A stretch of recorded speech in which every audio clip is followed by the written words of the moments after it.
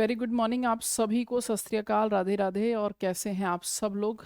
तो आज के इस वीडियो के माध्यम से हम जानेंगे कि सुप्रीम कोर्ट में आखिरकार क्यों ज़रूरत पड़ी अतिरिक्त न्यायाधीशों की।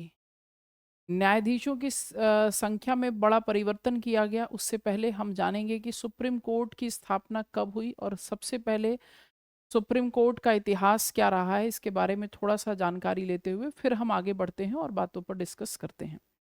तो देखिए, सबसे पहले अगर हम सुप्रीम कोर्ट की बात करते हैं तो सुप्रीम कोर्ट, जो कि हमारे भारत के उच्चतम न्यायालय के रूप में जाना जाता है, 1773 में रेगुलेटिंग एक्ट लाया गया, जिसके मद्देनजर सुप्रीम कोर्ट ऑफ जुडिकेचर की स्थापना होती है कोलकाता के अंदर।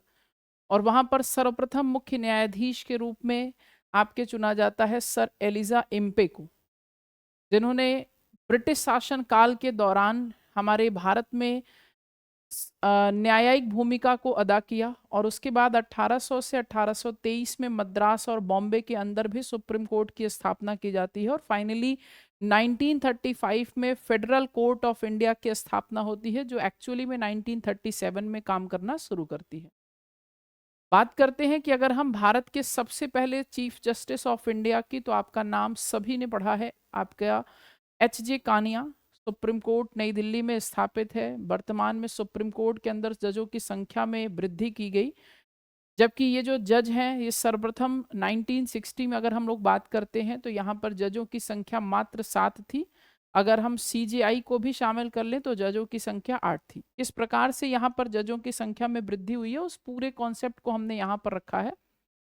सबसे पहले 1950 में बात करते हैं तो कॉन्स्टिट्यूशन इनेक्ट होता है, सुप्रीम कोर्ट इस्टेब्लिश्ड होता है CJI प्लस 7 जजेस के साथ, आर्टिकल 124 जुड़ता है। संविधान के बनने के बाद सुप्रीम कोर्ट ऑफ इंडिया का प्रावधान हमारे अनुच्छेद 124 में किया गया, जिसके अंतर्गत 7 न्यायाधीशों के साथ साथ एक मुख्य न्यायाधीश का प्रावधान किया गया। 1956 में सुप्रीम कोर्ट में नंबर ऑफ जजेस में परिवर्तन की जरूरत पड़ी, क्योंकि जैसे जैसे केसेस बढ़ते गए वैसे वैसे मामलों की बढ़ती संख्या को देखते हुए जजों की संख्या में वृद्धि करने की जरूरत पड़ती गई। और 1956 में यह जजों की संख्या बढ़ाकर 10 कर दी गई। 1960 में पहली बार अमेंडमेंट होता है और उसके बाद जजों की संख्या 13 कर दी गई। 1977 में सेकेंड टाइम अमेंडमेंट किया जाता है और यहाँ पर जजों की संख्या को बढ़ाकर 17 कर दिया जाता है। 1986 में थर्ड अमेंडमेंट होता है, 17 to 25, यानी जजों की संख्या में नंबर 8 जजों की संख्या को बढ़ाकर जजों की संख्या 25 कर दी गई। 2008 में 30, 2019 में 33 और फाइनली 2026 में सिक्स्थ अमेंडमेंट हुआ है और इसके बाद जजों की संख्या को 33 से बढ़ाकर 37 कर दिया गया। और साथ में एक CJI chief justice of India, जो कि हमारे भारत के उच्चतम न्यायाधीश के तौर पर जाने जाते हैं, या जिनको हम भारत के मुख्य न्यायमूर्ति के तौर पर जानते हैं, चीफ जस्टिस ऑफ इंडिया को मिलाकर हमारे भारत में वर्तमान में न्यायाधीशों की संख्या हो गई है 38। यहाँ पर हम बात कर रहे हैं ये फैसला क्यों लिया गया, या इस फैसले के पीछे सबसे प्रमुख व्यक्ति जिनका नाम है वो है CJI सूर्यकांत। CJI सूर्यकांत के नेतृत्व में जजों की संख्या को बढ़ाने का फैसला लिया गया और संविधान के अंतर्गत उल्लिखित अनुच्छेदों के अनुसार हमारे जजों की संख्या में वृद्धि कर दी गई।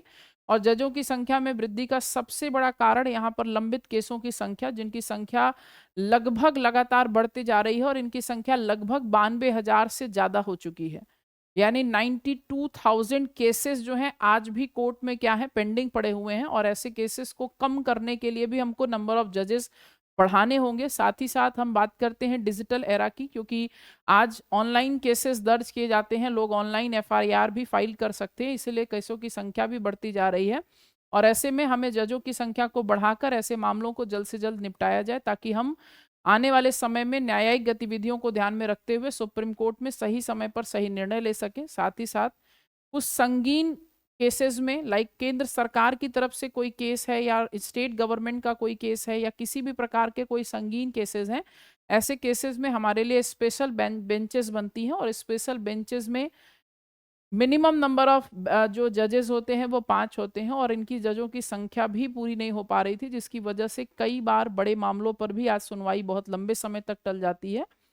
जैसा कि आपने देखा कि आर्टिकल 370 को लेकर हो, चाहे हमारे अयोध्या में राम मंदिर की स्थापना को लेकर हो, चाहे हम बात करेंगे तो लैंगिक समानता को लेकर जो आपका HBT आपका जो है आर्टिकल है, उन सभी के संशोधनों में कई सुधार की आवश्यकता थी, जिसके लेकर बेंचेस की जरूरत थी और बेंचेस में जजों की संख्या कम होने के कारण भी ये सही समय पर काम नहीं हो पा रहा था। इन सारी बातों को ध्यान में रखते हुए हमारे सुप्रीम कोर्ट में नंबर ऑफ जजेस बढ़ा दिए गए। यहाँ पर कुछ इंपॉर्टेंट अपडेट आपके लिए है।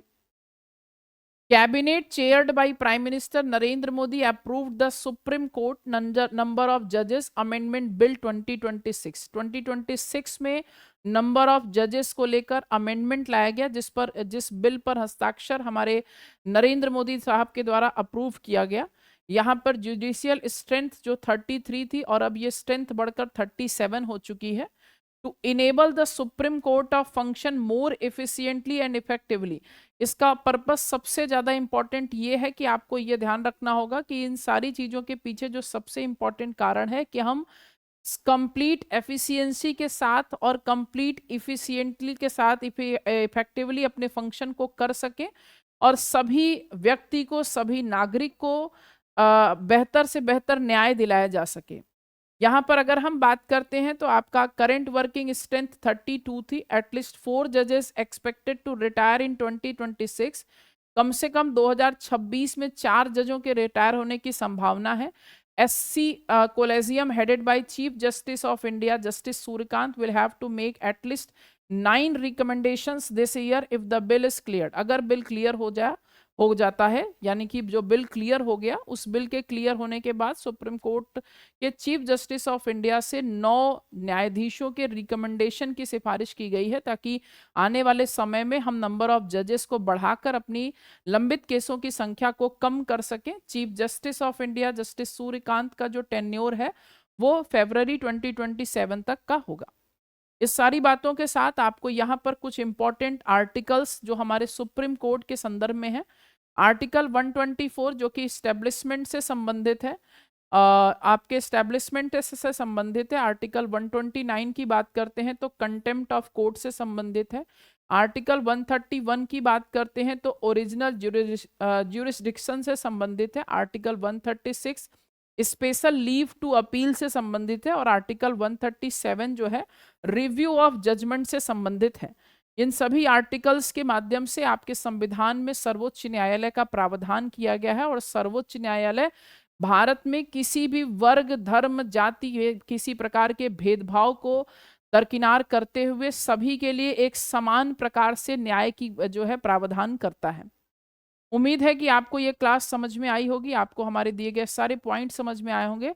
तो आपके लिए एक इम्पॉर्टेंट क्वेश्चन हमारी तरफ से ये है कि आपको बताना है कि chief justice of India supreme court के जो चीफ जस्टिस हैं सूर्यकांत, वह किस नंबर के मुख्य न्यायाधीश हैं।